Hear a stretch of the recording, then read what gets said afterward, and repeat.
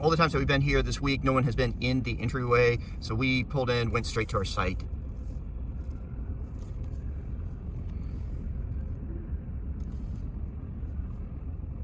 Okay, we are going to turn left and go up to the tent area as well as by the campfire circle.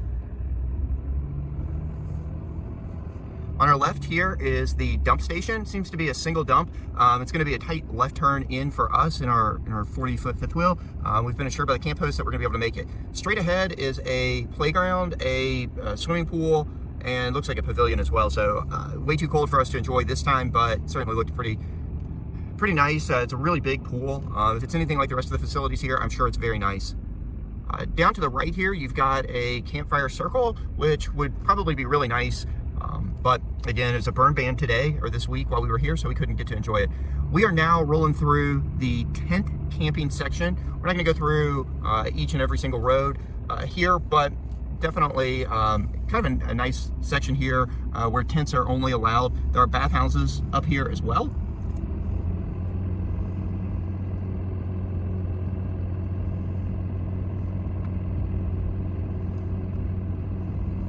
That's a bathhouse to the right.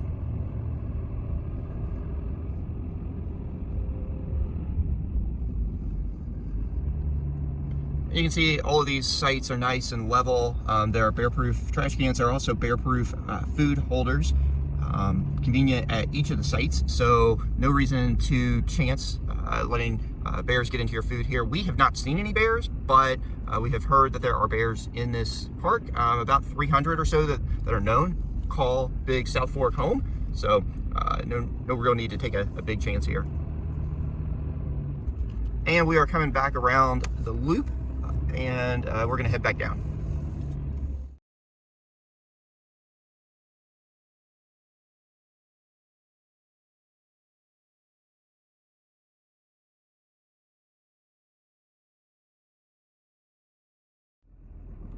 Now down off of that tent loop, we're going to turn left into the area, I guess B, area A and area B camp sites here. And looks like these are the B's. What you can see with these campsites is they're paved sites. The roads are all paved. They all have water and electric hookup. They also all have very, very awesome, like, crushed stone patios that have a picnic table and fire pit. So really pretty cool setup here. We find a lot of state parks have that, which is fantastic. So you can see, like, this site B10 is relatively short, and then the next one up here looks like B11 has a long fifth wheel in it. So, you know, kind of a mix of sites, and even if you have a neighbor, they're not going to be super close, and you're going to have a fair amount of privacy here at Bandy Creek Campground.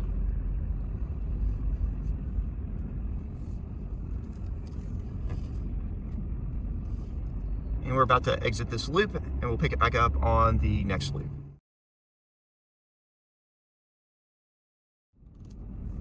Okay, we're going to head down into Loop C here.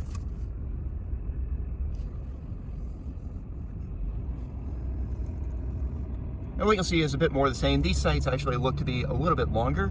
Our site was fairly level. Most of these, just eyeballing them, look to be fairly level. So, you know, I think you'll find that's definitely a nice thing about this park here in Tennessee.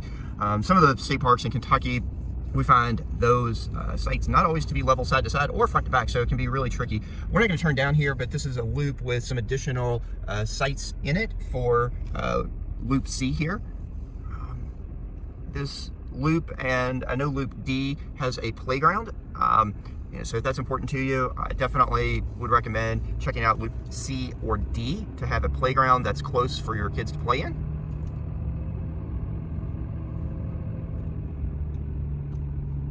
You know, one thing I'm not necessarily noticing on this loop are the bear-proof food storage, which I know on Loop D we do have, and up in Loop A in the tent camps they also had it.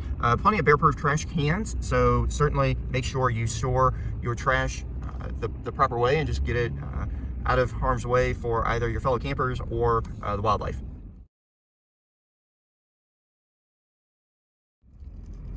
All right, we are rolling now through Loop D. Certainly feels like this is probably the most crowded of loops this weekend. You can see those green bins. Those are the trash. Those are the trash, or sorry, those are the food container storage bins. On the right here are some additional sites for section D. Up here on the left is our site, which is D24. We found this to be an outstanding site, which I'll walk around in a minute once we finish our drive around here. One of the things that I like, is you have all this tree cover. And even though we have this tree cover, our Starlink still works, which is unlike our time at Breaks Interstate Park. So a little bit of the best of both worlds. Again, one more kind of side loop pull off here that we're gonna not go down. There is a bathhouse here. I used it last night. It was clean. The water pressure was good. The shower was nice. The one I was in did not drain super well. So, you know, got that. But otherwise, you can see the playground. We're coming up on it.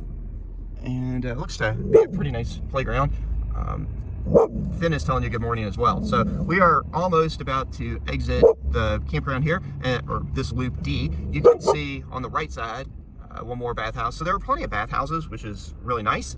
So far we really have enjoyed this campground and would recommend it.